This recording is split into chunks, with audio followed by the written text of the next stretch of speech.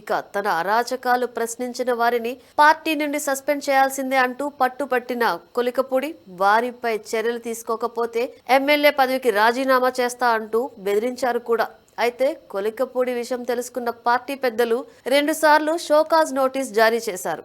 2 సార్లు పార్టీ క్రమశిక్షణ సంఘం ముందు హాజరైన కొలికపూడి ఇక నుంచి బుద్ధిగా వ్యవహరిస్తానని హామీ ఇచ్చారు. అయితే కొలికపూడి తీరులో ఎలాంటి మార్పు రాలేదు.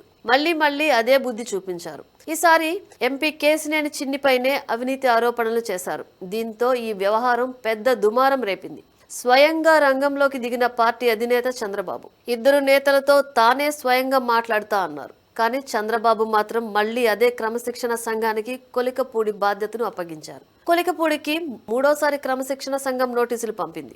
అయితే ఇక్కడే పార్టీలో ఒక చర్చ నడుస్తోంది. కొలికపూడిపై చర్యలు తీసుకునేందుకు చంద్రబాబు వెనకడుగు వేస్తున్నారనే మాట బాగా వినిపిస్తోంది. తన సామాజిక వర్గానికి చెందిన ఎంపీని కాపాడుకునేందుకు ఓ ఎస్సీ పైన చర్యలు తీసుకున్నారనే ఆరోపణలు వస్తాయని చంద్రబాబు ఆలోచిస్తున్నట్లు తెలుస్తోంది.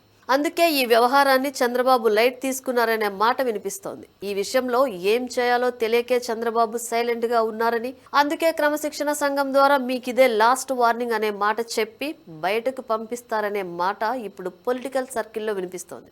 అదే జరిగితే మరి కొలికపూడి మరింత రెచ్చిపోయే ప్రమాదం ఉందంటున్నారు పార్టీ సీనియర్ నేతలు.